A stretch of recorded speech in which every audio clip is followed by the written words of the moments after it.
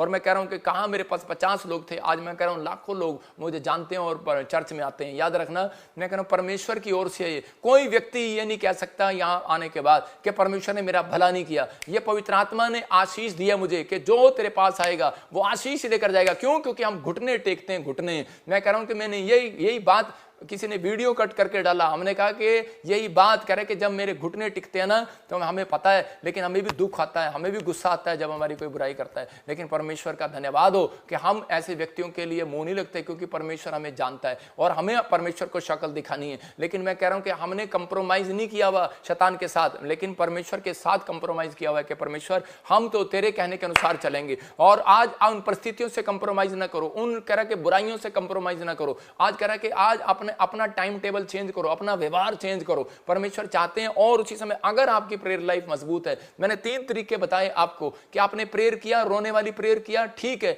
लेकिन उसके बाद आपके पास, याद रखना, रोज आप नहीं रो सकते। अगर आप रोज रोते हैं तो भिखारी हैं। अगर आप रोने के बाद आप धन्यवाद करते हैं तो परमेश्वर के लिए आप राजा हैं, राजा के बेटे हैं। याद रखना, उसके बाद आपने अधिकार से मांगना है परमेश्वर से, परमेश्वर ये मुझे दे। और उसके बाद आपको डांटना है, अधिकार दिया परमेश्वर ने आपको कि शैतान को डांटो। और उसी समय जब आप डांटते हैं कि निकल जा लड़ाई झगड़ा कराने वाली, क्रोध कराने वाली, गुस्सा कराने वाली, गंदी आत्मा, कर्जा डालने वाली, बीमारी डालने वाली, निकल जा मेरे घर से, वो निकलेंगी। तो आपको थोड़ी देर के लगता है, कुत्ते को डांटते हैं लेकिन थोड़ी देर के लगता है फिर वापस आ जाता है, लेकिन आप जितनी बार डांटोगे दोबारा नहीं आएगा। याद रखना, मैं कह रहा हूं, नहीं तो क्लेम करना स्टार्ट करो, घोषणा करना स्टार्ट करो। हो सकता है अब्राहम भी कहता है कि अपने बेटे की नींद को देखकर कंप्रोमाइज कर लेता, अपनी पत्नी सारा की बात सुनकर उस पर तरस खा लेता। माँ बोलती है कई बार, अरे सोने देना, क्या कर रहा है, बच्चा है, मेरा चुन्नू मेरा मुन्नू को छोने दे। लेकिन उसी समय उसने कोई कंप्रोमाइज नहीं किया। उसने उसी समय और उसी समय उसकी ओर देखा भी नहीं। उसने कहा कि बैठ, फटाफट और गधे पर लादा और ले गया, खच्चर पर लादा और ले गया परमेश्वर के भवन में। याद रखना, अगर आप अपनी परिस्थितियों में,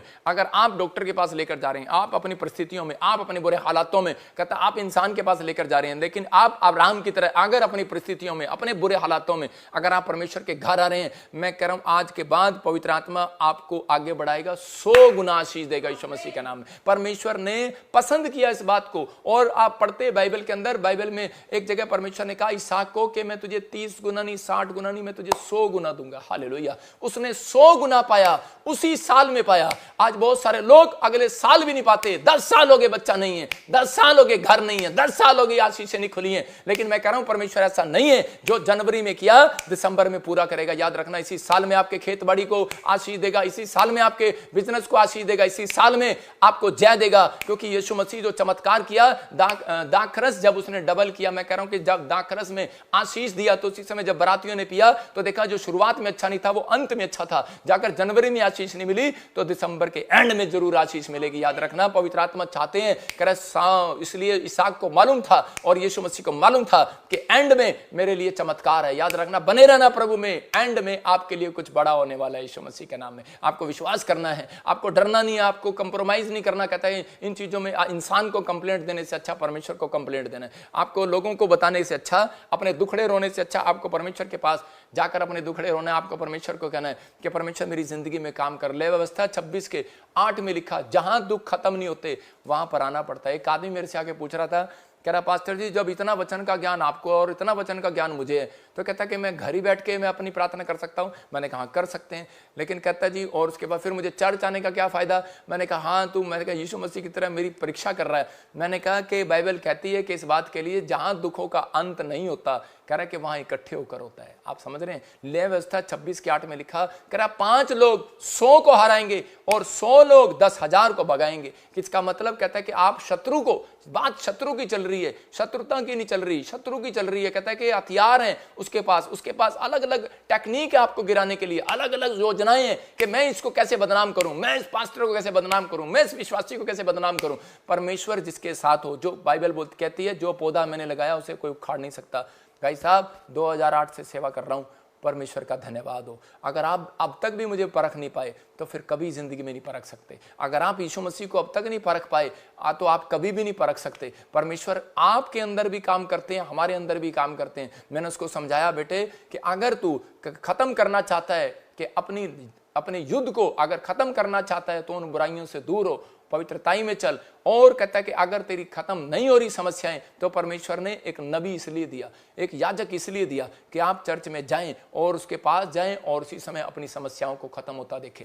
जब आप इकट्ठे होकर प्रार्थना करते हैं, क्योंकि उसके ऊपर गिफ्ट होता है। यहां पर नामान के ऊपर कहता, नामान कहता है कि इजराइल में गया और एलीशा के पास क्यों जाना पड़ा? कोड़ था, खत्म नहीं हो रहा था किसी से, लेकिन उसके पास गया, उसने सलाह दिया और खत्म हो गया।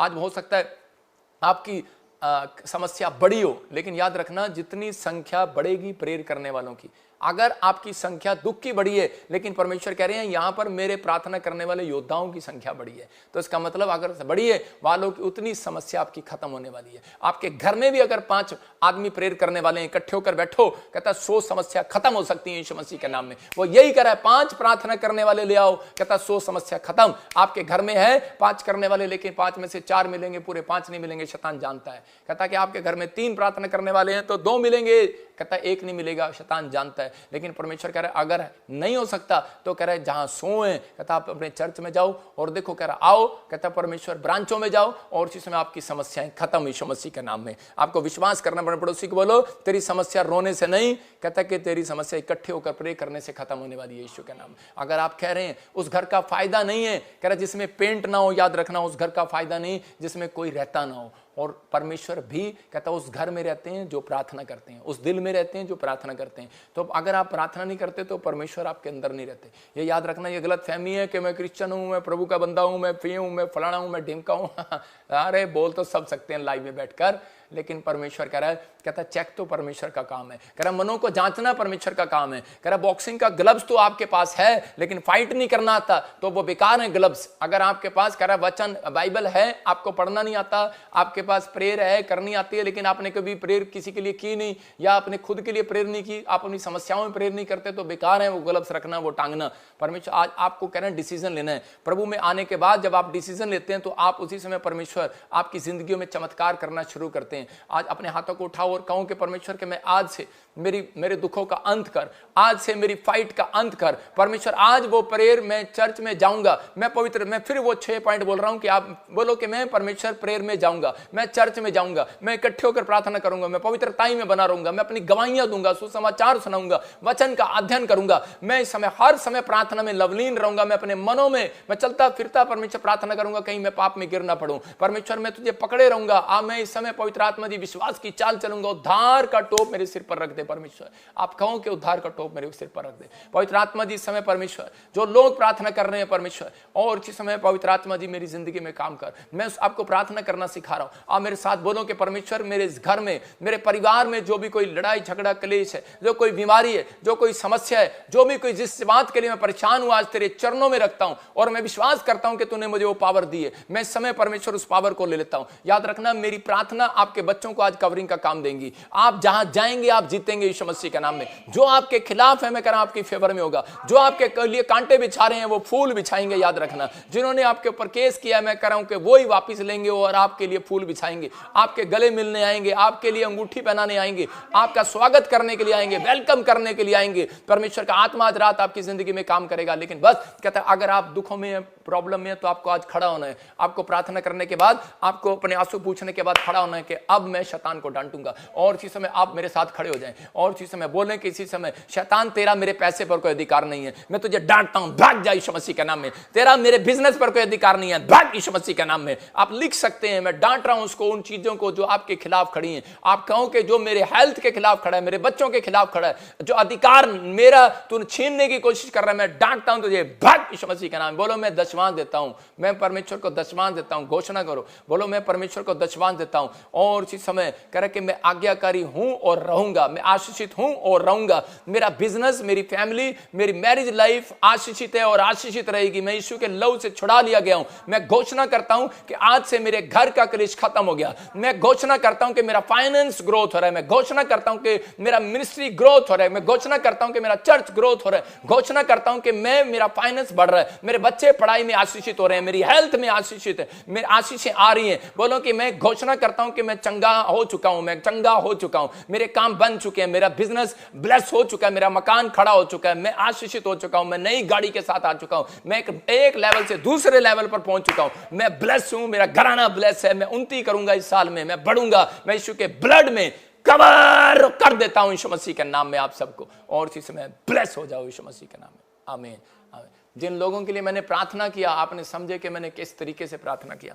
आपको दुखों का अंत करना आ गया है, आपने प्रार्थना करना है, और प्रार्थना में आप रो सकते हैं, ठीक है, लेकिन उसके बाद आपको हर डेली नहीं, आपको फिर उसके बाद दूसरा स्टेप यूज करना, आपके पास अधिकार है, उसको डांटना शुरू करना है। तीसरा, आपने उसके बाद कहना, अधिकार की बातें कहनी है, घोषणा करनी है कि जो मैंने मांगा मिल गया, कि मैं आशीषित हूँ, मेरा घर आना है। शैतान को डराना है, बताना है। शैतान आता है, आपको बोलता है करे हेलो। जब आपने देखा चर्च के अंदर किसी के अंदर दुष्ट आत्मा आती है तो वो क्या बोलती है? वो बोलती है कि मैं तुझे खा जाऊंगी, मैं तेरे बच्चे बर्बाद कर दूंगी। वो क्लेम कर रही होती है, मैं तेरे पति को आगे बढ़ने नहीं दूंगी, मैं उसे बाहर जाने नहीं दूंगी, ऐसे बोलती है। लेकिन आपको उसी समय उसको डराना है, आपके पास अधिकार है। आपको कहना है मेरा पति अमेरिका चला गया, ना भी गया हो कहो, कह रहा कि आप विश्वास से कहते हैं। इसलिए सूबेदार को परमेश्वर ने कहा, कहता जहां तेरे विश्वास ने तुझे चंगा कर दिया, तेरे नौकर को चंगा कर दिया, तेरे विश्वास ने। तो आपकी विश्वास की बातें कहां है? कहता है कि सिर्फ रोना ही रोना है। परमेश्वर ऐसे लोगों के साथ चलते नहीं है,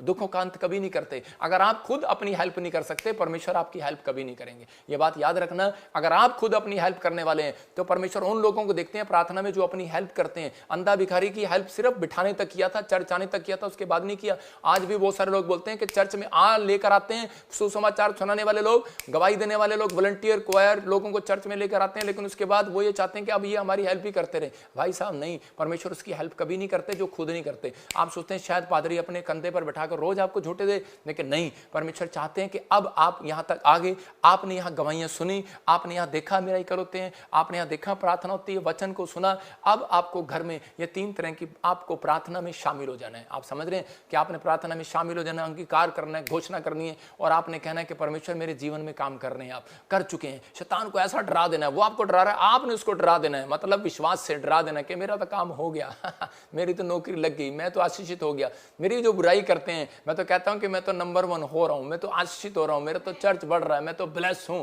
मैं तो आगे बढ़ूंगा और लेकिन बढ़ता रहूंगा। भाई साहब, मेरा मुकाबला नहीं कर सकते। मुकाबला करना एक पाप है, परमेश्वर जानता है और हम भी जानते हैं। लेकिन हम ये सिखाते हैं उन लोगों को कि आप आगे बढ़ें, लेकिन आप आगे बढ़ें। हम वो पादरी हैं, हम अंडे में से, कहता है कि उस चूजे को निकलने देते हैं बाहर। कहीं ऐसे होते हैं अंडे में से उसको फोड़ देते हैं, अच्छा हमारे सामने पैदा होगा। अगर चाहते तो ये काम कर सकते थे, लेकिन हम ये काम नहीं करते। हम चाहते हैं कि वो लोग बढ़ें, आशीषों पाएं, पवित्र आत्मा ब्लेसिंग दे। लेकिन परमेश्वर जो सिखाते हैं, जो करते हैं, वो करें। अगर आज आप इस तरीके से अपनी लाइफ में प्रेयर कर रहे हैं तो परमेश्वर कहीं से कहीं लेकर जाने वाले हैं, आपको ब्लेसिंग देने वाले हैं। आप बढ़ो। और लेकिन कहता है कि अब अपने जीवन में, कहता है अगर आपने किसी को माफ नहीं किया तो परमेश्वर भी आपको माफ नहीं करेंगे। अगर आपने किसी पर दोष लगाया तो आप पर भी लगाया जाएगा। तो बाइबल कह रहे जिस बयान से भरी हुई है, कह रहे जिन वचनों से भरी हुई है, कहता है वो हर व्यक्ति के ऊपर लागू होती है। तो इसलिए हम डरते हैं परमेश्वर से कि परमेश्वर कि तू हमारी प्रार्थना को अस्वीकार न करे। इसलिए परमेश्वर ने कहा अगर जो पति पत्नी लड़ते हैं तो उसी समय परमेश्वर ने पहले से कहा, कह रहा कि पति पत्नी, कहता है कि जाओ पति अपनी पत्नी को मनाओ, कि ताकि वो लड़े ना, और कहता है या फिर कुछ भी करो उसको मनाओ, कहता है कि ताकि तुम्हारी प्रार्थनाएं न रुक जाएं। बाइबल में लिखा तुम्हारी प्रार्थनाएं न रुक जाएं। और बाइबल बोलती है गलातियों के 5:17 में कि कह रहा है शैतान यही चाहता है कि तुम जो बनना चाहते हो वो ना बन सको। और इसलिए शरीर और आत्मा की लड़ाई है। वो आपको शरीर कहेगा सोना है, अब्राहम का बच्चा कह रहा था कि मुझे को सोना है, लेकिन उसी समय आत्मा कह रही थी कि नहीं नहीं डैडी की बात भी मानना है। लेकिन इस समय में परमेश्वर देखते हैं और उसी समय आत्मा कहती है कि नहीं मुझे आज प्रार्थना करना है। एक मन आपका अच्छा होता है, एक मन आपका खराब होता है। इसलिए यीशु मसीह आया और उसी समय बोलता है, कह रहा है कि जब, और कह रहा है कि उसने देखा अंधेरा है और उसी समय अंधेरे के पास उजाला आ गया और अंधेरा वहां से भाग गया। जब आप डोर खोलते हैं, पहले देखते हैं अंधेरा है, लेकिन जब आप डोर खोलते हैं अंदर रोशनी आती है तो उसी समय अंधेरा भाग जाता है। हो सकता है आज आप पापी हो सकता है आज आप गरीब हो सकता है आप कर्जे में हो सकता है आपके हालात बेकार हो, बीमार हो, लेकिन आप किसी भी हालत में हो, कुछ भी आप मुंह से गालियां बकते हो, कुछ भी आप शराब पीते हो, कुछ भी करते हो, कुछ भी ठट्टा बट्टा करते हो, कुछ भी पाप आपने कर दिया हो, परमेश्वर ने कहा धर्मी जन अगर 7 बार गिर भी पड़ेगा तो भी उठ खड़ा होगा। लेकिन आप विश्वास करें, कहता है कि अगर आप ये क्लेम करते हैं कि परमेश्वर मुझे उठाएंगे, तो कह रहा है कि ये दोनों एक दूसरे के विरोधी हैं। इसलिए आप जो बनना चाहते हैं वो नहीं बन पाते जब तक आप प्रार्थना नहीं करते। तो इसका मतलब आज से हमें प्रार्थना करना है और शैतान को डांटना है कि मुझे ये बार बार ये विचार मेरे दिमाग में मतलब कि मैं पापी हूं, मैंने ये गलती कर दिया है। इसी समय परमेश्वर कह रहे हैं मैंने तुम्हें माफ भी कर दिया। आप बढ़ो, लेकिन उस व्यक्ति के साथ खड़े होते हैं परमेश्वर जो पाप नहीं करता दोबारा। आप इस समय पवित्र आत्मा आपके जीवन में कुछ करना चाहते हैं, आप इसी समय आगे बढ़ें। आइए हम सब अपनी आंखों को बंद करें और परमेश्वर का धन्यवाद करें। पवित्र आत्मा जी, मैं प्रार्थना करता हूं मेरे पिता परमेश्वर, जो इस समय पवित्र आत्मा जी ऑस्ट्रेलिया से, अमेरिका से, न्यूजीलैंड से, पवित्र आत्मा जी पाकिस्तान से, इस समय दुआ कतर से, दुबई से, मॉरिशस से, और इसी समय पवित्र आत्मा नेपाल से जो लोग देख रहे हैं परमेश्वर, इसी समय पवित्र आत्मा तू चमत्कार पर चमत्कार कर इनकी जिंदगी में, इनके जीवनों में आशीष दे यीशु मसीह के नाम में। प्रभु ये लोग बढ़ते चले जाएं, फैलते चले जाएं परमेश्वर, आज से इनका बिजनेस डबल होने पाए यीशु मसीह के नाम में, और आज से पवित्र आत्मा इनकी ग्रोथ होने पाए परमेश्वर, और इनके जीवन में आज से उद्धार का टोप इनके ऊपर हो। आज से पवित्र आत्मा जी जीवन में इनकी आशीषें डबल होती चली जाएं यीशु मसीह के नाम में, आमीन। मैं जब प्रार्थना कर रहा था तो परमेश्वर के आत्मा ने मुझे कहा, मैंने फिर बोल रहा हूँ कि बहुत सारे लोग बोलते हैं यीशु मसीह कई जगह पर ऐसी जगह गया, वो सुबह एकांत में प्रार्थना करता था, रात में प्रार्थना करता था, लेकिन कई जगह वो प्रार्थना नहीं करता था, वो जाकर भविष्यवाणी करता था। मैं कह रहा हूँ ये गिफ्ट प्रभु ने मुझे दिया है, परमेश्वर का धन्यवाद हो। और उसी समय जब मैं प्रार्थना करता हूँ तो उस समय पवित्र आत्मा मुझे दिखाता है, मुझे प्रभु ने दिखाया ऐसे कि यूपी में कुछ लोग जो प्रार्थना करने वाले लोग हैं, जो सताए जा रहे हैं, जो पास्टर हैं, विश्वासी हैं, जो सताए जा रहे हैं, जो कुछ प्रॉब्लम आ रही है, परमेश्वर ने कहा कि दी एंड होगा, अब दी एंड आपके लिए यूपी में माहौल अच्छा बनेगा। परमेश्वर का आत्मा आपके लिए ब्लेसिंग के डोर खोल रहा है यीशु मसीह के नासरी के नाम में। लेकिन अगर आज आप चाहते हैं कि परमेश्वर आपको आशीष दे, तो बाइबल में क्या लिखा है, जकरिया 14 का 17 दिखा बेटे, 14 के 17 में लिखा कि मैंने बताया आपको इकट्ठे होकर अंत करना, उन समस्याओं का इकट्ठे होकर अंत करना है। अगर आपको प्रॉब्लम आ रही है तो मैं फिर कह रहा हूँ इकट्ठे होकर अंत करना है। हो सकता है कह रहा कि आपके जीवन में कोई समस्या हो। जब बाइबल बोलती है कि योशू के जीवन में एक प्रॉब्लम थी, और उसी समय वो यरीहो की नगरी से इजराइलियों को नहीं छुड़वा पा रहा था, उसको प्रॉब्लम हो रही थी कि मैं कैसे जाऊंगा, कैसे होगा सब कुछ। तो उसी समय हम तो थोड़े से हैं, वो इतने बड़े बड़े हैं, उनकी दीवारें इतनी ऊंची ऊंची हैं और इतनी मोटी मोटी दीवारें हैं, वो टूट भी नहीं सकती। तो उसी समय हो सकता है आपकी परेशानी इतनी बड़ी हो, इतनी मोटी हो, और आपका दुश्मन इतना मोटा हो, और उसकी परेशानियाँ, आपकी परेशानियाँ मतलब उससे बड़ी लग रही हो, और आप कह रहे हो कि मैं कुछ नहीं कर सकता, सामने वाले की दुकान मेरे से अच्छी चल रही है, मेरी दुकान कम चल रही है। लेकिन उसी समय परमेश्वर ने यरीहो की नगरी में जाने के लिए उसको तरीका बताया, और उसको कहा कि तुम जाना और 6 चक्कर लगाना, और 6 चक्कर के बाद 7वें चक्कर में हालेलुया का नारा लगाना, जयकार के नारे लगाना, और उसके बाद वो दीवार गिर जाएगी। और उसी समय जब उन्होंने जय जयकार के नारे लगाए, कब? 7वें चक्कर में, याद रखना, जब नारे लगाए उसी समय वो दीवार गिर गई। हो सकता है आज आप कहता दीवार गिराना चाहते हो, लेकिन घर बैठ के गिरा रहे हो, प्रार्थना कर रहे हो, बाइबल पढ़ रहे हो, लेकिन नहीं गिर रही हो। मैं कह रहा हूँ ये अनॉइंटिंग प्लेस होता है, ये परमेश्वर ने आशीष दी होती है। मैं कह रहा हूँ दुनिया में लाखों चर्च हैं, लेकिन कहीं भी आपने सुना होगा, कहीं जाते थे लेकिन नहीं टूटते थे बंधन। लेकिन जब आप इस आत्मिक चर्च में आएंगे, जब आप देखेंगे यहाँ पर परमेश्वर ने मेरे जीवन में कुछ किया है, तो उसी समय आपके जीवन में ब्लेसिंग उतरेगी, वो दीवार खत्म हो जाएगी। तो यही चक्कर लगाना है आपको। उन्होंने 6 चक्कर लगाए थे, 7वें चक्कर में नारा लगाया। मैं कह रहा हूँ आपको यहाँ पर चंडीगढ़ में शोभा यात्रा होने जा रही है, 17 तारीख को जलंधर में होने के लिए जा रही है। तो इसी समय जब आप 17 को आ रहे हैं, आप जो लोग चंडीगढ़ में 20 को आएंगे, वो 20 से लेकर 25 तक यहाँ पर रहेंगे। आपके लिए रहने का, खाने का इस बार अद्भुत और स्पेशल इंतजाम किया गया है, और उसी समय आप ब्लेसिंग को देखेंगे, आपके लिए अद्भुत होगा। लेकिन जब आप, मैं फिर कह रहा हूँ लोगों को कि मैं हर संडे, हर वीरवार यही बोलूँगा कि अगर आपने मिस किया, तो मैं कह रहा हूँ बहुत सारे लोगों के मेरे पास गवाहियाँ हैं, जो शोभा यात्रा में आए, उनके बंधन टूट गए। किसी की एड्स की प्रॉब्लम थी, चली गई। बड़ी बड़ी बीमारियों की बता रहा हूँ, कर्जे थे उतर गए, 60-60 लाख के, 2-2 मैं कह रहा हूँ कि करोड़ के कर्जे उतर गए। बहुत सारे लोग आए, किसी को गवर्नमेंट जॉब मिली, किसी का जीवन बदल गया, उनके परिवार में, पति में लड़ाई झगड़ा था, खत्म हो गया, नशे करता था बच्चा, खत्म हो गया। लेकिन जब आप जाते थे पहाड़ों पर, आपको याद रखो, जब आप कहीं जाते थे, कि आप कहीं पर भी जाते थे, कहीं भी जाते थे, लेकिन पैदल चल के जाते थे, आपने देखा। लेकिन यहाँ पर कह रहे कि आप जब चलते हैं तो इसी समय शोभा यात्रा में नारे लगाते हुए चलते हैं इकट्ठे होकर लोग। मैं कह रहा हूँ हो सकता है यूपी में आपको लोग रोक रहे हो, ना मनाएं, लेकिन आप वहाँ से इकट्ठे होकर यहाँ पर आ सकते हैं। छत्तीसगढ़ से, उड़ीसा से, महाराष्ट्र से आप यहाँ आ सकते हैं।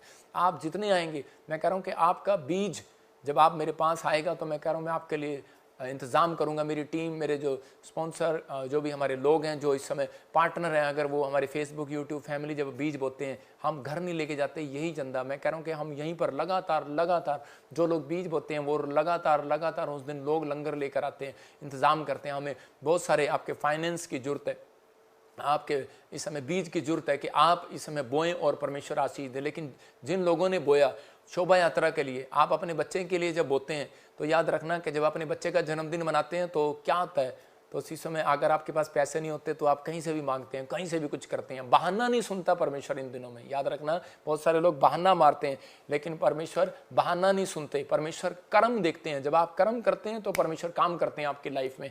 और उसी समय विधवा औरत ने बहाना नहीं मारा, उसने 2 की 2 दमड़ियाँ बो दी और उसी समय परमेश्वर ने कहा कि मैं तुझे आशीषित करता हूँ। और उसी समय उसने कहा कह रहा है धनवानों से तो धन उनका फेल हो गया, कहते इस गरीबनी का धन पास हो गया। मतलब इसने जिस स्टाइल से दिया, कहते ये पास हो गई है। तो आप बहुत सारे लोगों ने जनवरी फरवरी मार्च में दिया होगा, लेकिन ये दिसंबर के दिनों में जब आप 4 संडे मिस नहीं करते, जब आप 4 संडे ऑफरिंग होते हैं, जब आप 4 संडे कुछ बेस्ट करते हैं, तो परमेश्वर आपके लिए पिछली गलतियां माफ करते हैं, पिछली आशीषें जो रुकी हुई हैं उनको वापस देते हैं। सबको जय मसीह की। मैं जतिन बब्बर और आप देख रहे हैं मसीह परिवार चैनल। जैसे कि आप सब जानते हैं कि मैं इस चैनल पे प्रभु के अलग अलग दासों की वीडियोस डालता हूं, तो अगर आपको हमारा चैनल अच्छा लगता है तो आप इस चैनल को ज़्यादा से ज़्यादा सब्सक्राइब जरूर करें, ताकि आप प्रभु के वचन को सुन सके। वीडियोस को ज़्यादा से ज़्यादा शेयर करें, ताकि जिन लोगों तक वचन नहीं पहुंचा उन तक भी वचन पहुंच सके।